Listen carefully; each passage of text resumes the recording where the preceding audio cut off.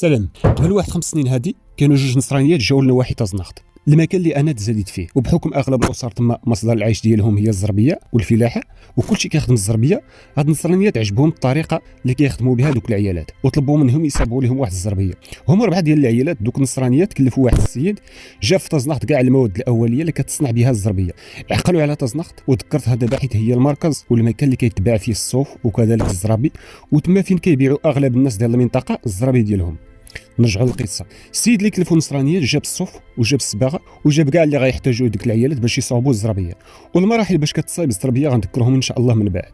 العيالات ديال الدوار صاوبوا الزربيه واستغرقت تقريبا 20 يوم بحكم انهم 4 ديال العيالات. اما الا كانت مره واحده راه كتوصل وقت صوع الزربيه ل5 أو 6 اشهر او اكثر. المهم العيالات صاوبوا الزربيه بالمواصفات اللي طلبوا منهم النصرانيات، وهذه هي الزربيه اللي صاوبوا لهم وكما طلبوها لهم. في الاخر وبعد 20 يوم ديال الخدمه شحال كتخيلوا انه غيتخلصوا من هذه الزربيه؟ غير تماره اللي ضربوا راه كاين الكرا ديال هاد النصرانيات، يعني المبيت والماكله وكل شيء. هذا الشيء عطاو لهم 2000 درهم 40,000 ريال. واش ديال الكرا واش ديال تماره اللي ضربوا في الزربيه الله اعلم. واللي صدمني اكثر باللي مشيت كنقلب في الانترنت لقيت واحده من هاد النصرانيات عندها موقع الكتروني ودايره كتبيع فيه مجموعه من المآثير التاريخيه بما فيهم ديك الزربيه، وهاد المآثير كتجمعهم من جميع انحاء المغرب وكذلك بعض الدول الافريقيه، وهذه هي خدمتهم. واللي غايهمنا الزربيه، واش عارفين شحال كطلب فيها في داك الموقع؟ 5000 درهم؟ لا بزاف. 6000؟ لا كثر. 10000؟ لا سي محمد. الزربيه اللي خلصوا فيها 2000 درهم لدوك العيالات مساكن وداخل فيها الكرا والماكله 2000 دولار اللي حطوا ليها في ديك الموقع، وما كملات السيمانه تتحيدات يعني تبعت. شنو غنستافدوا من هذه القصه؟ ان النساء الووزكيتيات والصانعات لهذا المنتوج كيتعرضوا للاستغلال من بزاف ديال الناس.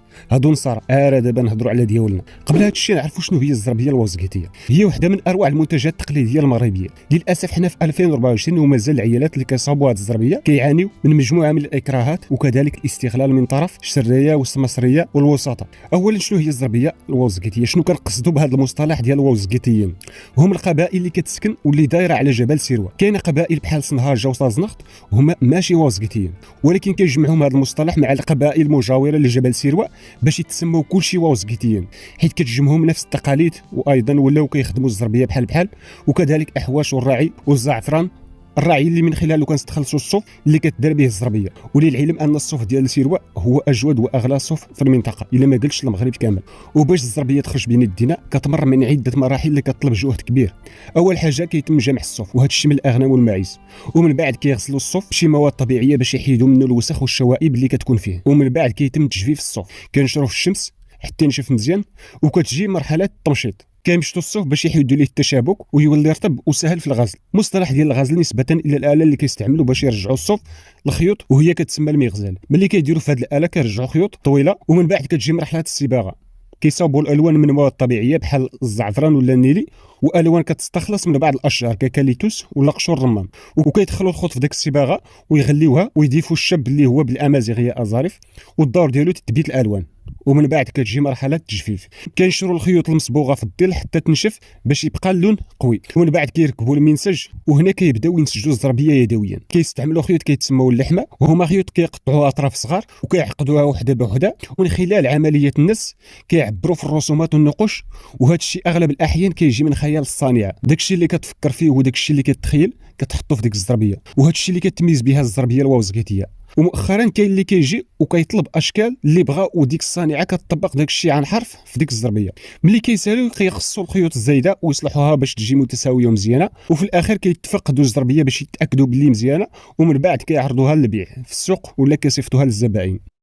وهنا بغيتكم تركزوا مزيان حيت وصلنا للمعقول، وحيت هذا الشيء اللي ذكرنا كلشي وهاد الخدمه كلشي كتسرق وكتستغل من بعض الاشخاص. للاسف كاين استغلال كبير كيتعرضوا ليه هاد النساء، خصوصا من طرف الوسطاء اللي كيدعي انهم كيوفروا المواد الاوليه. مثلا كاين اشخاص كيصيفطوا الصوف لعيالات في الدواوير المجاوره لتازناخت وكيطلبوا لهم يصنعوا الزربيه بمواصفات محدده من الالوان والعبار والاشكال. هذا العمل كيطلب شهور من الجهد، احيانا كيوصل ل5 أو 6 اشهر او اكثر. وملي كيسلموا الزربيه كيعطيوهم ثمن زهيد لا يتجاوز 700 درهم. تخيل معايا 5 شهور ديال الخدمه مقابل هذا الثمن.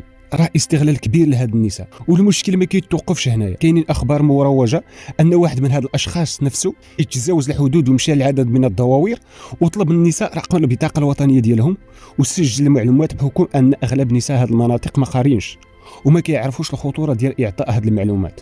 وهذا الشخص استغل الوضع وقال انه غيستافدوا من خلال التعاونيه اللي دار، لكن الحقيقه هي انه سرق هذه المعلومات لغايه مشبوهه، وتم الترويج انه دار تعاونيه بالاخبار لهاد العيالات. بالاخبارهم يعني ما استفدوا والو.